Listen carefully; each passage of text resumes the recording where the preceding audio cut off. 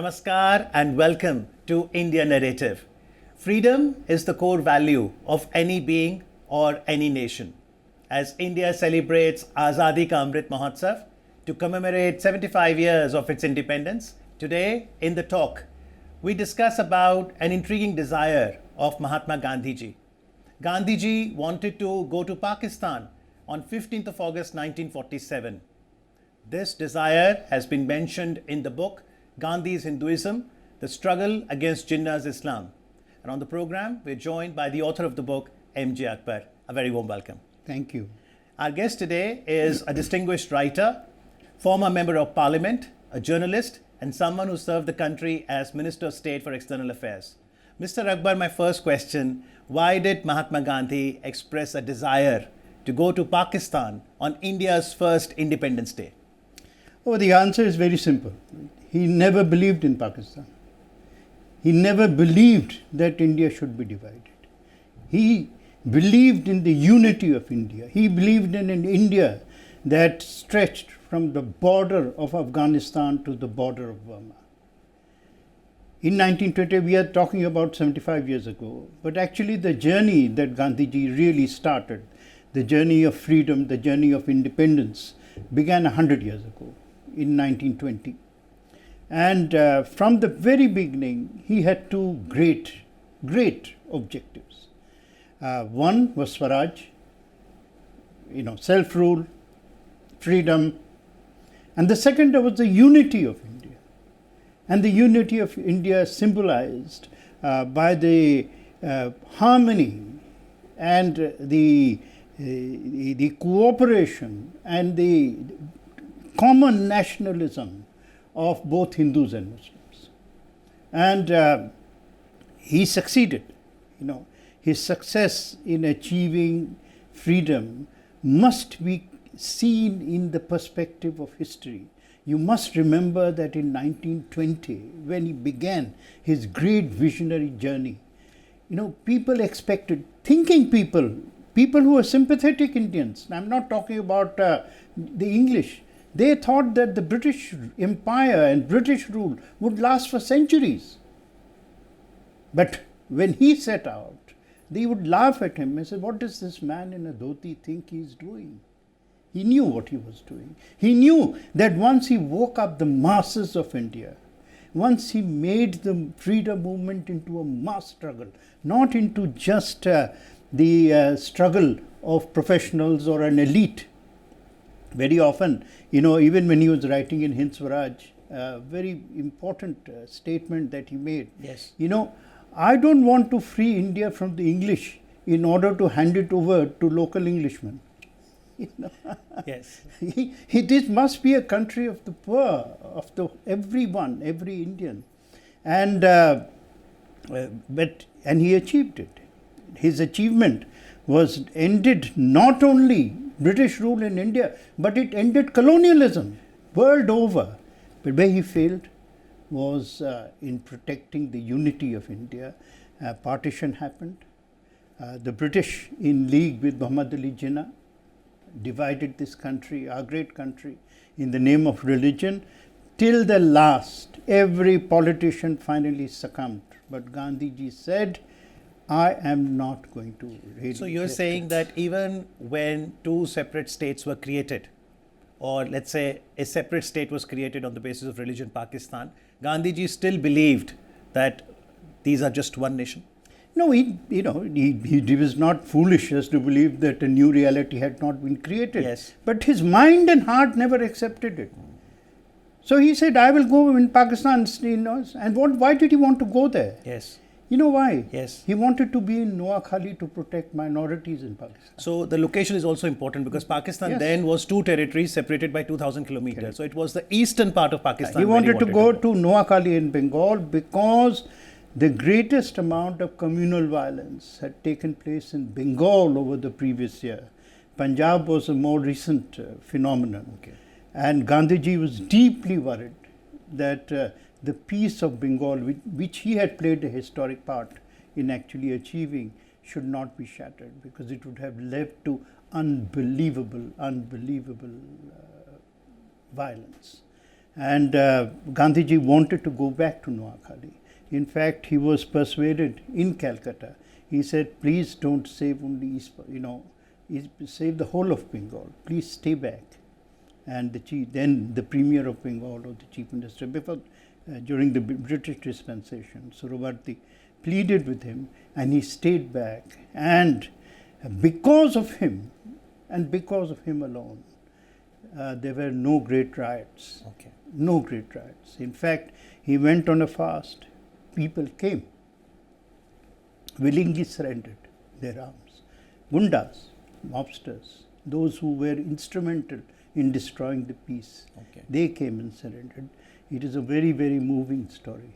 And the Statesman, which was a pro-British paper, called it the miracle of Calcutta. Okay.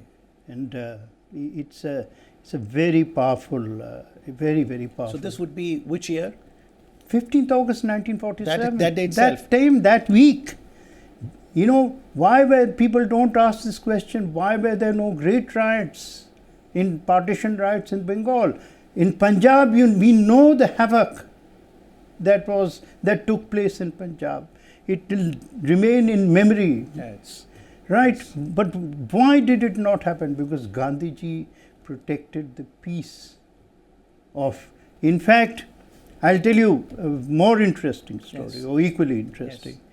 On 15th August, BBC came to him and asked for a comment. After all, he is the father of liberation.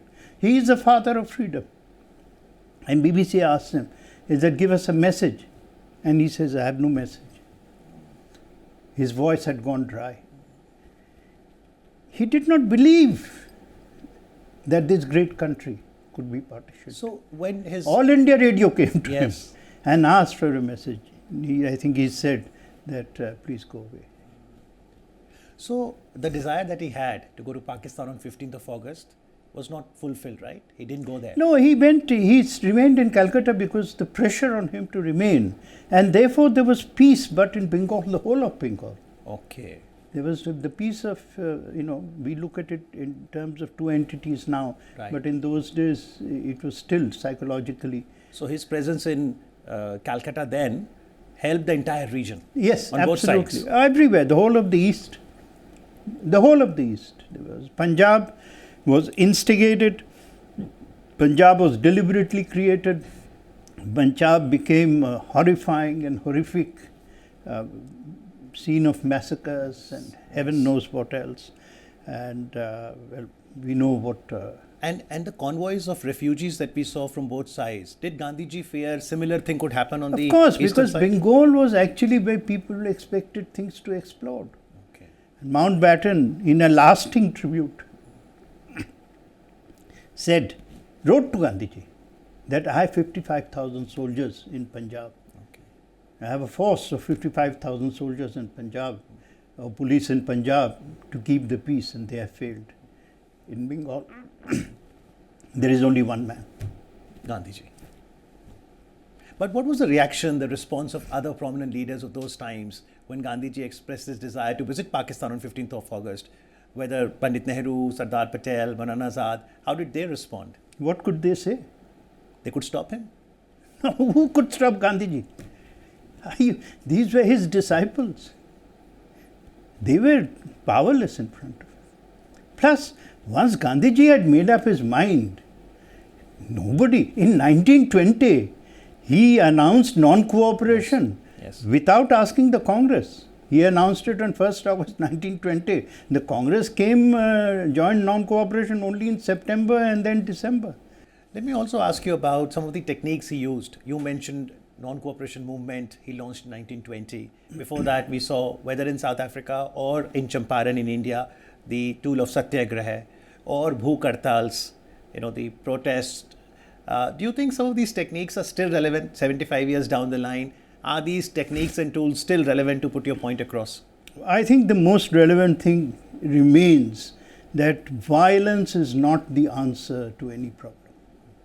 I think if there is one message that is eternal, it is human beings, wherever they live, there will be problems. Whether within the country, with your neighbors, internationally, but he's sharp, clear, and he always said that non-violence is far, far more powerful than violence. Non-violence requires far more courage than violence. And if he could challenge the mightiest empire in history Yes. through non-violence, Yes. right? For him, there was no problem that could not be challenged or could not be sorted out or could not be ameliorated, could not be eliminated through non-violence. Because non-violence has moral power. Non-violence just doesn't have just the power of, guns. It has power of the mind, of the soul, of belief. And that was Gandhiji's, I think, lasting message. On one hand, you say that non-violence has a moral power, and we see even in the present world, United Nations observe Gandhiji's birthday, 2nd of October, as International Day of Non-Violence. But then you see 75 years into independence, the world at large. You've got conflicts happening across the globe, whether Russia, Ukraine, whether China, Taiwan issue, whether Israel, Gaza. So, are citizens of the planet Earth embracing non-violence, peace? Are we distancing ourselves from these principles? Well, from the original stories of creation and the beginning of humanity begin also with violence, not only with creation. Right? If you look at the biblical creation story, then Cain killed Abel, which were children of Adam, so it's the second generation. And our own great epics, they are epics of conflict between brothers. Mahabharat, Ramayana also. So they are, wars and violence will exist. But what is the answer to this problem? That is Gandhiji's effort. The answer to violence is not violence. He said, he would quote the well-known saying, an eye for an eye. And he said, if you have an eye for an eye as your working principle, the whole world will become blind. Yes. So, what is the answer? He said, the answer is challenge, institutional violence. Yes. Colonialism, imperialism is institutionalized violence, institutionalized suppression. You institutionalize brutality. Right? By making brutality legal, you have just given it an excuse. Yes. So what was his challenge to it? Rousing the masses and telling them, after all, he was the man on the brink of success. Yes. Because of Chauri Chaura, he stops the whole movement. He actually withdrew non-cooperation movement because of Chauri because of Chauri Chaura, because an Indian mob killed 22 constables. Yes. He says, this is not the freedom I want. Not that we may have wandered from his path, we may have erred, we may have moved away, does not make Gandhiji wrong. It makes us wrong. Right? Even now you tell me, in all the conflicts that you mentioned, if there is going to be a resolution, is it going to be through war? Dialogue. It will be through dialogue. So he says, why not have the dialogue before? So, that it's very important. But you must remember, he says that non-violence is not an excuse for cowardice. Okay. It doesn't then mean that we as a state abandon the principle of defense. Okay. So strong military needs to be there. He was very much alive and watching when our government in 1947 sent troops to Kashmir. Right? Gandhiji approved.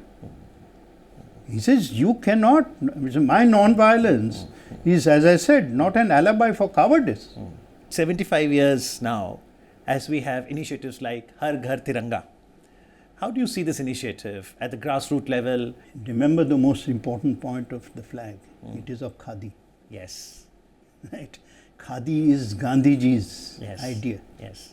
Khadi, he called Khadi the bread of the poor, because it was a means by which the poorest of the poor could sit at home and through a simple charkha add to their income. So, what this whole Tiranga movement that has been initiated by the Prime Minister is in order to, make also, to reimagine the power of what Gandhiji achieved. Yes.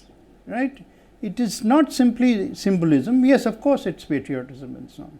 But I think there is also the hidden message that please understand what he means. The three colors of the flag, orange, white, green, they represented people, Yes. right? Hindus, Muslims, and everybody else, right? And the original flag, of course, had the spinning wheel. Yes. To conclude this edition of the talk, if I could ask you a hypothetical question. If Gandhiji were to visit India today, as we mark 75 years of our independence, will he be very happy that the vision that he had for a secular democratic country has been implemented? Will he have any regrets? If he saw violence anywhere, he would be as hurt as he would have been in 1920, in 1922, in 1942, in 1932, in 1946. He would have been deeply upset. But I think he wouldn't have been happy in one respect. We have gone a long, long way in not eliminating, but certainly ameliorating poverty. Okay. Well, as we celebrate Azadi Ka Amrit Mahotsav, this is a time to celebrate our progress over the last 75 years. But as you said, there's much more to be accomplished, and we sincerely hope that India has a brighter future. Thank you very much, Mr. Akbar. As always, it is always a pleasure and very insightful having a conversation with you. Thank you. Thank you.